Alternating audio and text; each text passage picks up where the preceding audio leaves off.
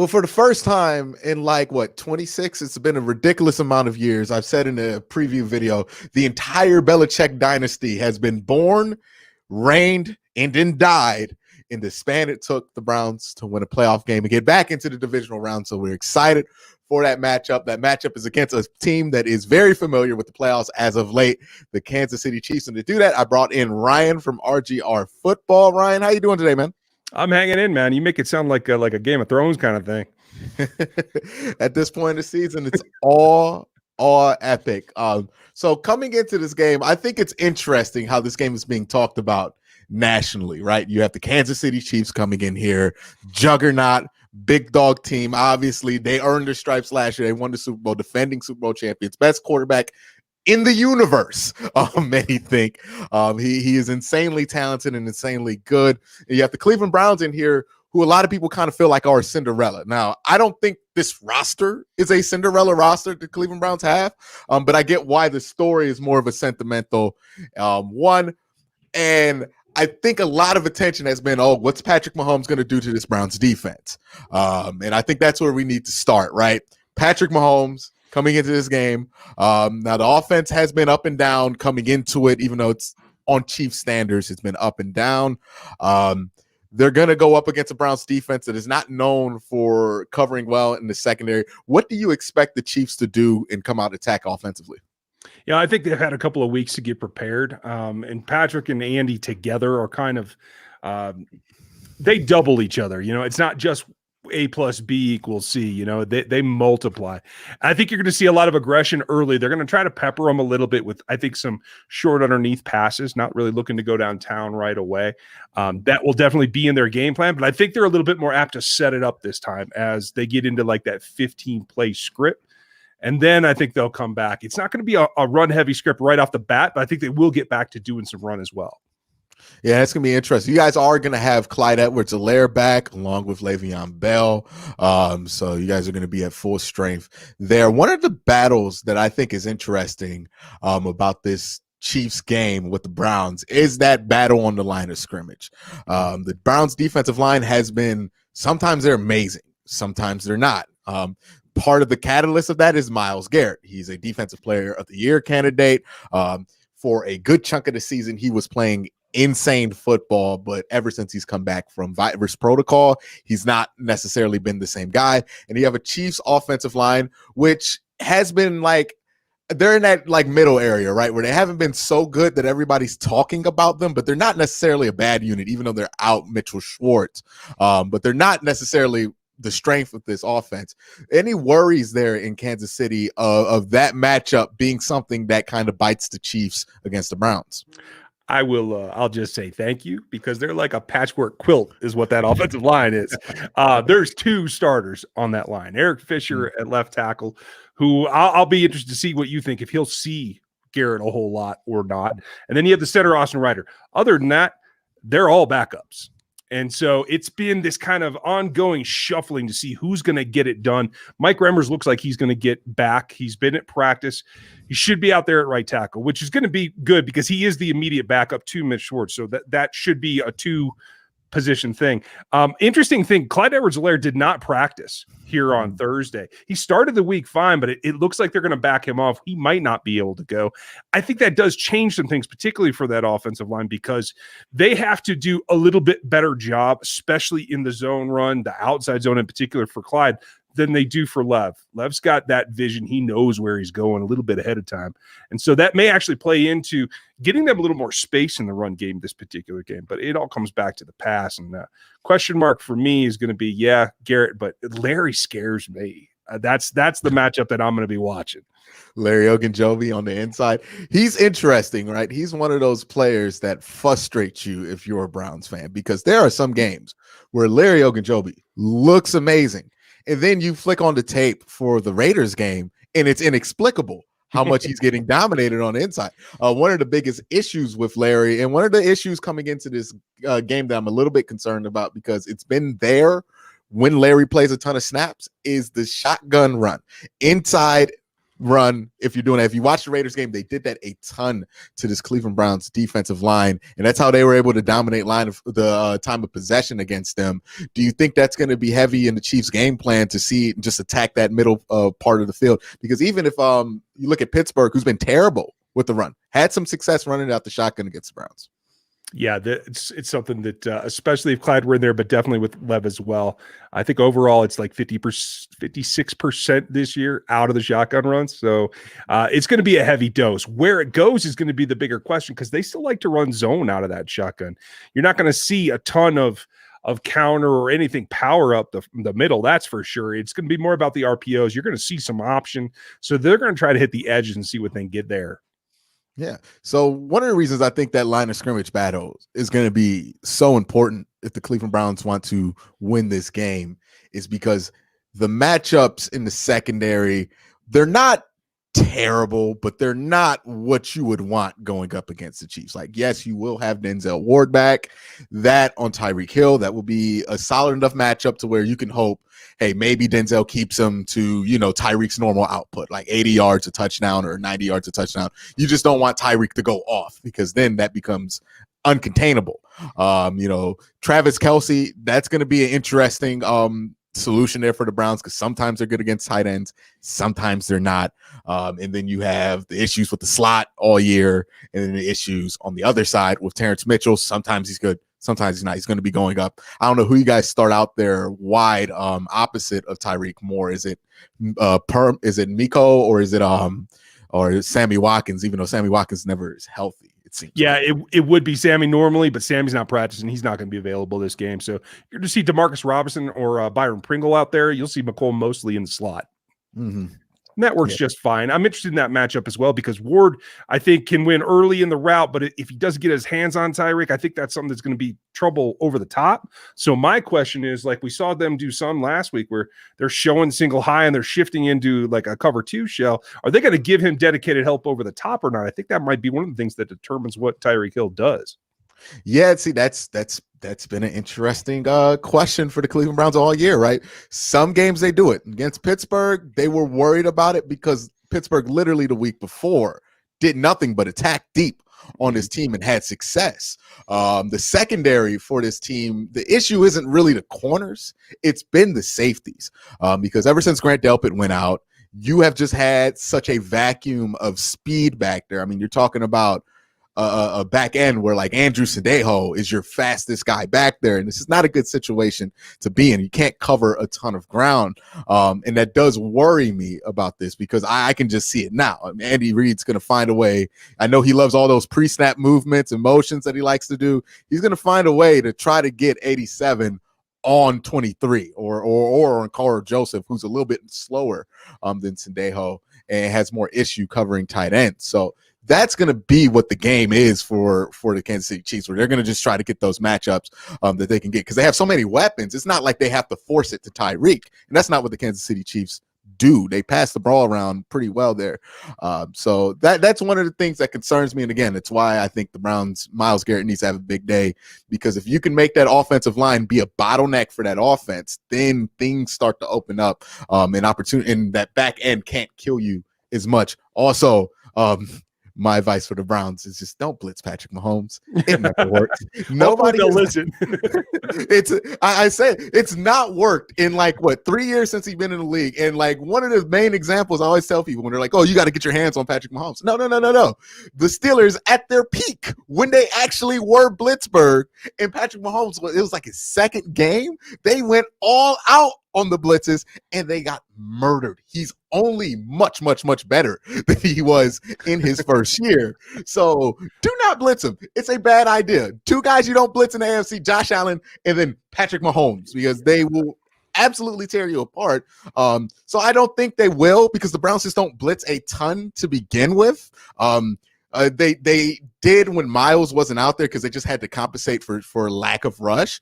But if they have Miles out there, they're not going to blitz a ton. And I really hope they don't, because you're already kind of fighting an uphill battle in the secondary. You don't want to make it more uphill, because Patrick Mahomes is really slippery as well. Like, you might get back there, but he might just run away. And we know how much of a cannon he has and how fast he can get that ball downfield. Yeah, he's more elusive than he gets credit for a lot. I have to agree with you there. And the interesting stat when you look at the season, you can use PFF or whoever you want to use. He's got like a plus 25 passer rating when blitzed. So yeah, send him all you want. It should be fun. It's ridiculous. I was looking at the situational passer ratings, and it was like 90, no, 100, 110, 125. All right, don't do whatever that one is. Don't do whatever that one is. And that one was blitzing on PFF. You can see like his splits. It's like a 16-1 touchdown interception ratio. Insane passer grade when he splits. Just don't do it. Never works. It never works. Don't be the team that thinks we're gonna blitz. Right. We're gonna get them successfully. Don't it doesn't work. Tampa Bay or Baltimore in the Monday Night Football. Yeah. So we know a lot about that matchup. I think that's been talked about a lot. Obviously, Patrick Mahomes, huge star. That's what's going to be talked about. One of the matchups I think is more interesting and more noteworthy, and why I think this game is going to be a lot closer than people expect, is the Browns' offensive matchup versus this Chiefs defense. This is a defensive unit that, from the outside looking in at least, has appeared to have some issues stopping the run. And they're going up and they're going up again. And they also are a team that likes to blitz a lot. They're one of them. They rank in the top 10 when it comes to blitz percentage, but none of their stats when it comes to pressure percentage or sacks are reaching that same level to the amount that they're blitzing. And they're going up against a Browns unit that is ridiculously deep at running back. Nick Chubb, Kareem Hunt. You guys are familiar with Kareem Hunt. And the best run and pass blocking offensive line in football so far, according to PFF, if you take value in those grades there. So what do you think of that matchup, and what do you think has to happen for the Chiefs to be able to stop the run? Oh, man. How much time do we got? First off, yeah, I'll give you, not only are they one of the best run blocking offensive lines in football, but they're athletic as well as being able to run power. And I think that's really the combination. I run Rogue Analytics as well, where I do draft matrices about athleticism. And Joel Bitonio, to this day, even since his draft class, is still the number 3 athletic left guard in the league. Wow. So the classes have not caught up to him. So yeah, he's a guy that I covet in free agency every time his name comes up. But and that goes back to the fact that yes, the team knows Kareem Hunt. They know his ability not only in the run, but in particular in the passing game. Mm-hmm. But if anyone has ever seen my channel before, you know how I feel. And disclaimer, I got family that are UGA dogs, so like me and Nick Chip go back a little bit, and he scares the pants off of me. Like I could see easily 130 yards this game. Mm-hmm. And I'm confident even if he gets that the Chiefs are still going to be in a good spot. But I could also see 200 yards in this game, and that would scare me to the point where I agree. I think it's going to be a lot tighter than people imagine. And that 1-2 punch, the only thing that I would worry about is if the Browns choose to get away from that. We know about the double tight end sets. We know about what Stefanski wants to do. But if you try to get a little happy, if you're trying to force it to Jarvis, or if you're trying to hit the outsides because you think you have better matchups out there, I think you're taking away and doing your own offense a disservice by not relying on those 2 backs.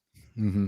Yeah, it's been interesting the second half of this season since Baker has really stepped his play up a little bit. It has been more of a tendency to kind of lean on Baker in certain situations. Like even if you look at the big third and one to get to the playoffs, they gave it to Baker there. It seems like that's who they want to go to.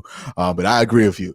It's crazy when you think of just how good Kareem Hunt was when he was the feature back in Kansas City. I believe he led the league in rushing yards one year.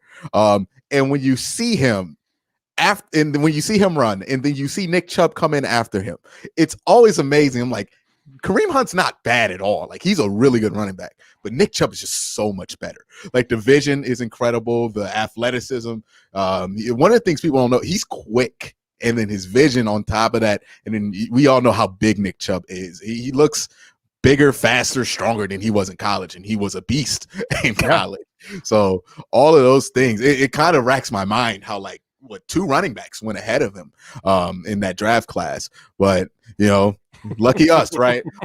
Hey, take it and run, man. That nobody gives him credit for the top gear that he's got. He can cruise. Yeah, that's the biggest thing that surprised me, because I knew he was big and strong, but when he broke a couple his rookie year, and then he had the 90-yard touchdown against Atlanta, where he just hits that gear. He's gone like a full speed sprinter. So, you know, Nick Chubb, He's a freak of nature. I don't know how he got slept on as long as he did, but hey, yeah, he wasn't even a Browns second round pick in that draft. We picked Austin Corbett instead of him with our second round pick. We ended up trading for like a fifth to the Rams. But another thing that's going to be interesting, the run game's going to be. I think the Chiefs are going to have their hand full with the run game there.